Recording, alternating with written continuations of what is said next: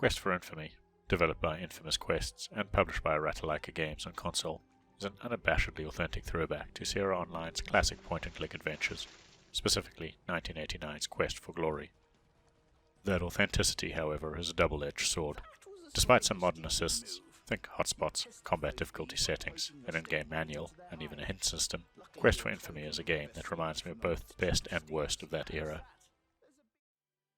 You take control of one William Rowan, a smooth-talking scoundrel who fancies himself a ladies' man. His fondness for the Baron's daughter sees him fleeing westwards in a hay cart, only to get stuck in the valley of Krasner, until a local bridge leading to the north is repaired.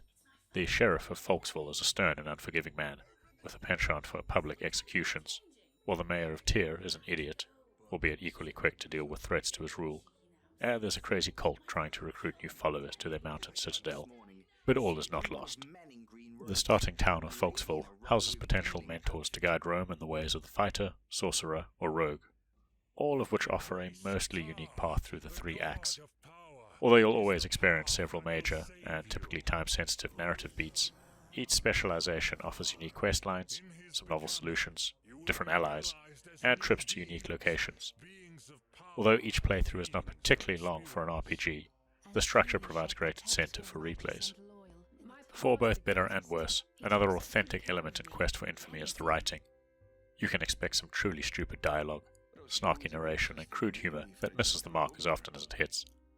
It is undeniably charming, if you accept the idea that something can be so bad it's good, and there are some legitimately absurd and funny moments.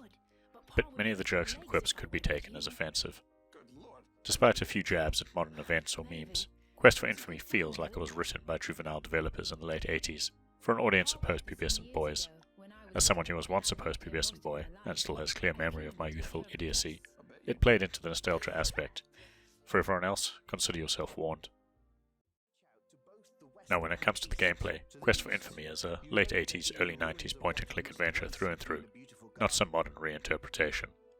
You'll traverse a sprawling region, screen by screen, well over 200 of them, talking to NPCs, scouring the environment for quest items, and engaging in infrequent combat. The dated interface means there's little real action to speak of, so progress is driven primarily by dialogue choices and puzzle-based roadblocks. Figuring out who to talk to, what items to combine, where to use them, and, perhaps most importantly, in what order, makes up the bulk of your playtime. Of course, Quest for Infamy could be a brisk experience if you're a veteran of the genre, with an understanding of the puzzle logic, but new or casual players will likely find themselves running in circles, trying to trigger scripted encounters, scouring each location for something they might have missed, interacting with everything possible, and systematically trying to combine or use every item they've found. As the world is designed around 3 specialization paths, it often feels like you should be able to do something in an area, but specific interactions are often reserved for another quest line. Unfortunately, and somewhat unlike the quest games of old, trying your luck with random interactions usually results in snarky narration, rather than a myriad of entertaining deaths. There seem to be very few situations in which you can actually die, and have to reload. Random combat deaths, for example, will just see you revived at town with minor cost, so you can typically brute force your way forward. Just when I thought I discovered a few of these scenes, I was rather rewarded with a humorous animation and a quest item. It's also worth noting at this point that these games and their illogical puzzles are the reason modern walkthroughs exist, so you should never feel bad about making use of one if you get stuck for too long. Unexpectedly, and despite the limited number of quests per playthrough, Quest for Infamy features RPG elements. Think attributes that increase the more you use a skill, or some unique items that allow you to traverse new parts of the world.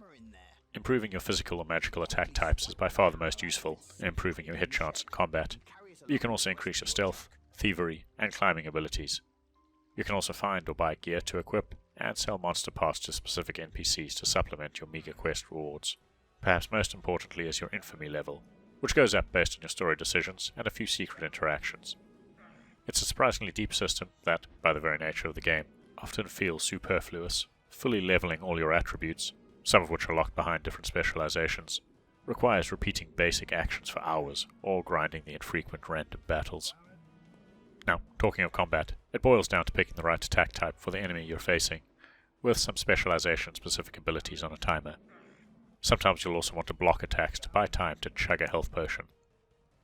Assuming it's not a scripted encounter, you can also sneak about and try preemptively attack an enemy to get the upper hand, before initiating the turn-based combat, It's a simple, intuitive, and unspectacular system, but you can drop the combat difficulty if you want to just breeze past these encounters and focus on the puzzle solving. Now the final element to discuss is the gamepad control scheme. Quest for Infamy follows the classic design of toggling between movement, observation, interaction, and attack cursors, coupled with plenty of menuing when you're combining inventory items and trying to use them on an NPC or part of the environment. On consoles, the thumbstick acts as a virtual mouse, and several common functions can be cycled using the gamepad buttons. However, these games are designed for keyboard and mouse input, so playing with the gamepad is not intuitive and it rarely feels fluid. Part of the problem is a lack of simple optimizations. Think maybe defaulting to the talk cursor when hovering over an NPC, the interact cursor for doors, or the observe cursor for objects that you can only inspect. Sure, there are some legitimately funny comments for illogical interactions, but I think ease of play considerations needed to take priority. Now, when you're considering the presentation, so long as you appreciate the intent, Quest for Infamy looks great. The chunky pixel art backdrops, sprites, and menus are striking, with variations for daytime, dusk, and night. But there are also a ton of era-appropriate rough edges. Think limited animation frames, and inconsistent scale as your character moves around. Unique designs and contrasting colors ensure that characters and creatures are easily distinguishable, despite their pixelated appearance, while the talking head facial animations are exaggerated for effect. Interaction, sounds, and ambience are a little limited, but the soundtrack is diverse and perhaps the one truly modern element in Quest for Glory. Most locations have their own theme. Think quiet forest paths, creepy ruins, and bustling cities, which enhances the atmosphere beyond what the limited visuals can achieve. There is also a ton of voice work in Quest for Infamy, despite the size of the developer, encompassing both dialogue and narration, and it's just as variable as the writing, but almost always entertaining. Some lines are short and witty, others just juvenile, and some mind-numbingly stupid, but too many are overwritten and tend to fail landing their jokes. There's an eclectic mashup of accents, both real and faked, that manage to remain compelling by virtue of being the right kind of weird. Despite his leading role in Irish Brogue, Rome is by far the most reserved, whereas most NPCs have reams of dialogue. The problem with so much voice content is the inconsistency. Recording quality varies wildly between characters, and even the narrator's accentuations can change from scene to scene. That said, it still has more charm than the overwritten and utterly inane commentary in many bigger budget games. So overall, I enjoyed my time with Quest for Infamy, and I plan to try the other specialization paths. But it's still a difficult game to recommend. It's clunky, compelling, and charming, but there's a difference between low-budget passion project and a general lack of polish in some areas. Ideally, you need to have a strong nostalgic hook, or a love for recent retro-inspired point-and-click indie games to appreciate the experience. You'll also need to endure potentially offensive jokes, crude or stupid humor, the wildly variable voice work, and the wonky gamepad control scheme. Ultimately, Quest for Infamy, in its quest for authenticity, recaptures both everything good and bad about the origins of the genre.